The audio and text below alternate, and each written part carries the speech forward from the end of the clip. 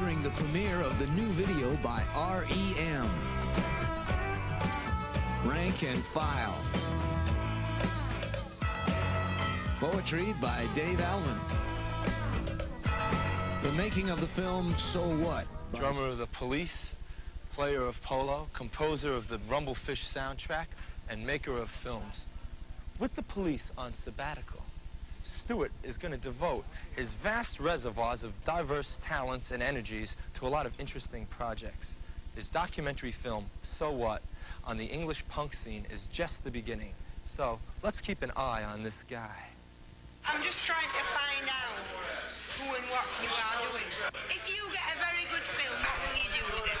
If you get a very good film and a nice... Have you been filming the band?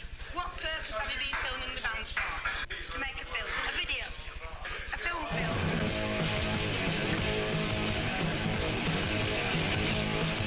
Well, I've been to Hastings and I've been to Brighton, I've been to Eastbourne too. So what? So what?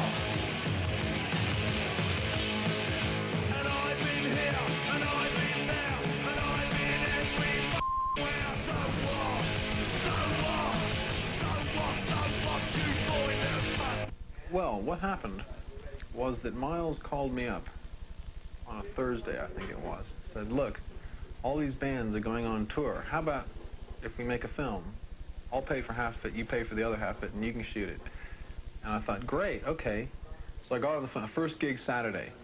And so I got on the phone Friday and scraped together a crew of, you know, cameraman, sound man, grip, and minister of scams, and myself. And hit the road. I'm going to tell you all about the meaning of life. Life basically is sex. A bit of violence as long as you're not on the other end. Drugs. Who cares about you? Who cares? Who cares about you? No! Silly haircuts, silly clothes, being really silly, and being funny, and laughing, and doing things like having tattoos, because if you don't like them, you can get them removed for 200 quid. I did a few obligatory interviews. I figured, you know, what the hell, you know, I might as well interview some of these people, but I didn't treat them like interviews or anything like that. I just wanted, the points, they actually didn't express themselves that well when it came to their reasons for their lifestyle and everything, explaining what it means. They don't really think about it that seriously. They just, you know, that's leave it to the scientists or something, and the anthropologists to figure out all that stuff out. They're not interested. They just want to go out and get crazy, which they do. And it's up to the serious people like me to try and follow them around and figure it out.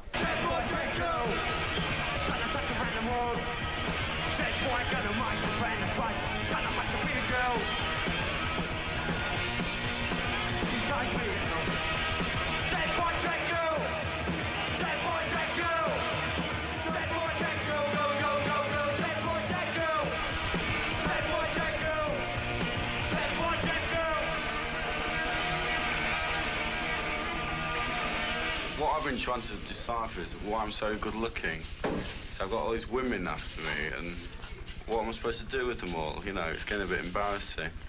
Oh, look, an animal! Animal! It's not glorifying punk as the hip thing that's happening now, so I was there to, because it isn't hip. Punk is certainly not hip right now.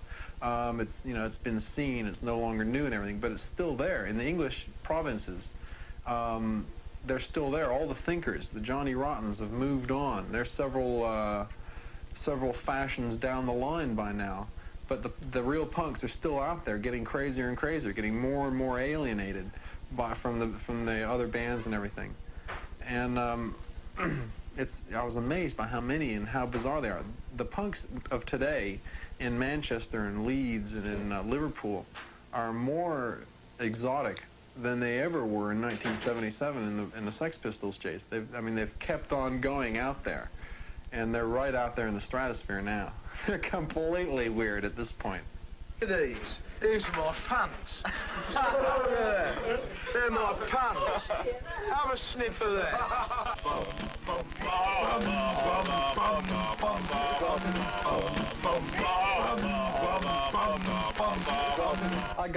more shots of people's bums than anything else.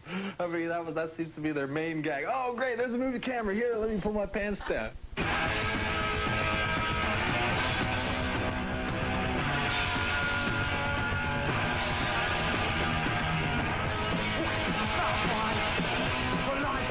In front of me, seeing my faces, looking at me. I'm watching in the shadow, but I can't see the pavement I'm walking on. I hear it behind me, but I keep walking on. Instead of having 4 cameras or 5 cameras filming the band playing a song so that you could cut from one angle to another, you know, I didn't have 5 cameras, I had 1 camera. So I filmed 5 nights with 1 camera and cut it together. So every time, you know, there's a singer singing, cut away to the guitarist playing his guitar, it's a different gig. Cut back to the singer from the other side, and it's a different gig as well. So every time you get a, you know, every time you cut away, the singer's, it's a different gig, the singer's wearing a different t-shirt and everything. There's serious continuity problems in this film. Looking at me! Stop my fight it, follow with me. I can't follow money, just watch me. I'm never alone, got my shit back. I jump on you and stab your back!